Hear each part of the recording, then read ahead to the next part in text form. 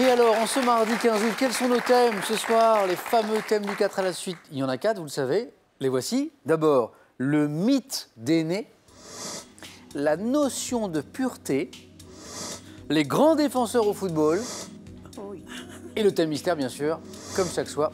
Thème mystère que vous pouvez déjà découvrir à la maison en allant sur Internet, sur Twitter. Olivier. Je vais prendre le mythe des nés. Le mythe des nés, très bien. Venez, Olivier.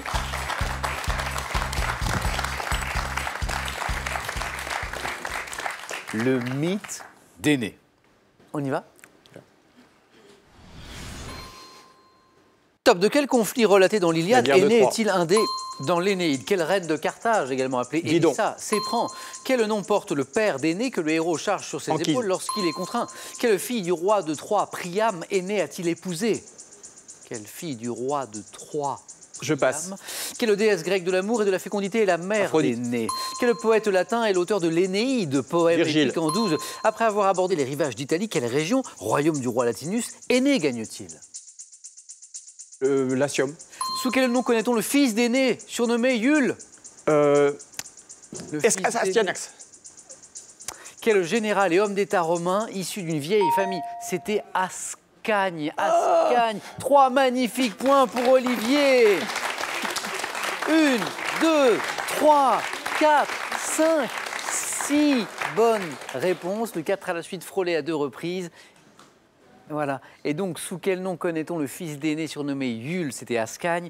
La première du 4 à la suite, c'était quelle fille du roi de Troie, Priam, Énée a-t-il épousé? C'est Créuse. Oui. Créuse. Olivier, d'où vient cette connaissance de le... J'adore l'Antiquité et ça fait partie de mes classiques. Olivier, que dire? Bravo pour cette belle série et ces 3 points.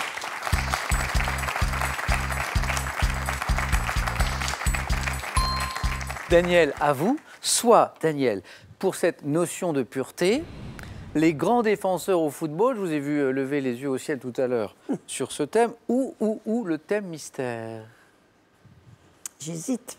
Le thème mystère m'a déjà réussi, mais est-ce qu'on peut, comme ça, titiller la chance plusieurs fois? Je vais essayer la notion de pureté. La notion de pureté? Allons-y.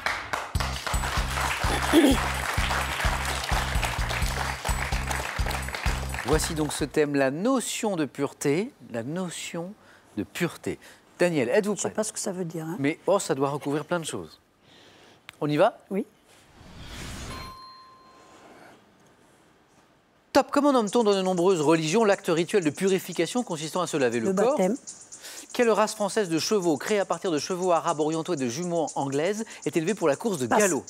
En joaillerie, par quel nom évoquant un animal désigne-t-on tout défaut troublant la pureté d'un diamant? Un crapaud. Comment Aristote a-t-il désigné l'effet de purification produit sur les spectateurs par une représentation dramatique? La catharsis. Au Japon, quelle cérémonie associée à une boisson chaude et appelée localement Shanoyu? Cérémonie du thé.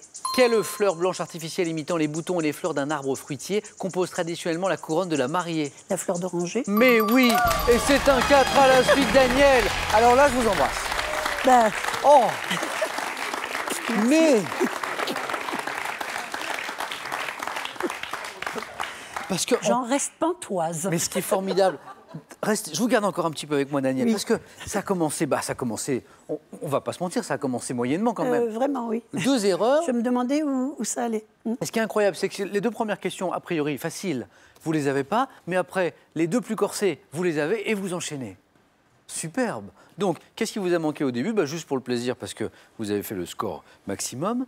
Comment nomme-t-on dans de nombreuses religions? Les ablutions. L'acte rituel de purification par l'eau, hein, l'ablution, oui. Et cette race française de chevaux, on est toujours dans la pureté. Créée à partir de chevaux arabes orientaux et de juments anglaises. Pur sang. Donc, la pureté. Oui, pur sang, voilà. Pur sang. Daniel, un grand bravo pour ce magnifique 4 à la suite. Oh là là. Elle est forte, elle est forte, elle est forte, elle est forte. Daniel, épatante. J'ai dit à votre propos au début de cette émission, je confirme. Je vous remercie beaucoup. Épatante. Jean-Paul, il nous reste donc, je ne connais pas votre rapport au football, mais ces grands défenseurs au football ou le thème mystère? Je vais prendre le thème mystère. Ah ah. Jean-Paul, venez.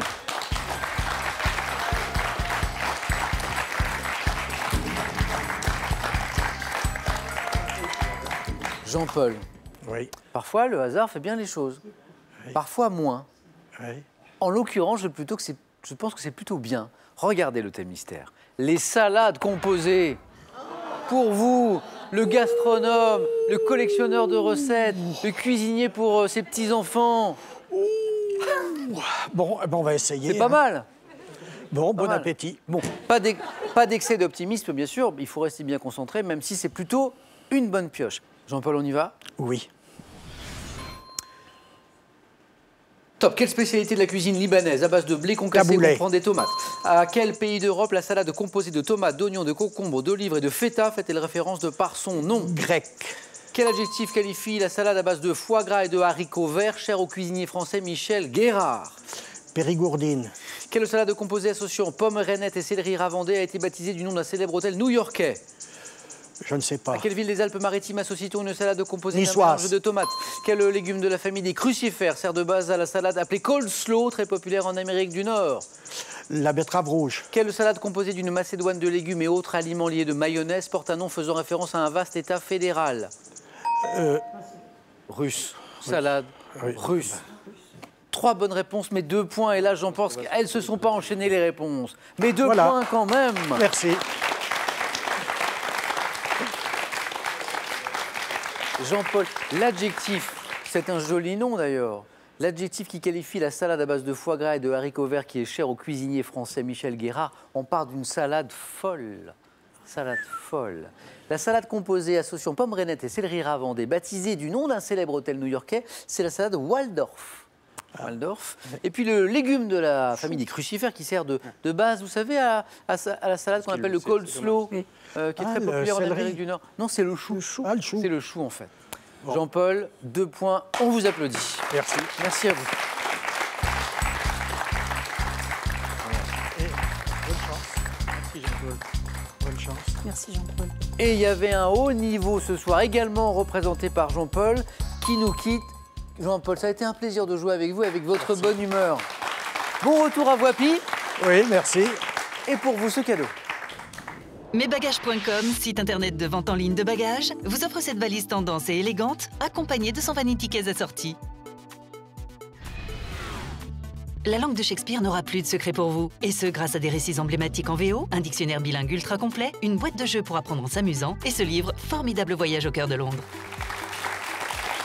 À votre tour maintenant de jouer, de gagner, je l'espère, soit une voiture familiale, soit 20 000 €. C'est une nouvelle question qui arrive. Attention, parfois elles sont redoutables. À la montagne, par quel moyen de transport les skieurs accèdent-ils, vous savez, en haut des pistes? Est-ce 1, le remonte-pente, ou bien 2, le pouce-pouce? La bonne réponse au 3243 pour le téléphone, par SMS 1 ou 2 au 7 10 20. Tirage au sort parmi toutes les bonnes réponses. Qui sera sacré ce soir? Daniel pour la 3e fois, Olivier pour la première. Réponse dans quelques secondes. Ça va être un super match, j'en suis sûr, sur France 3. À tout de suite.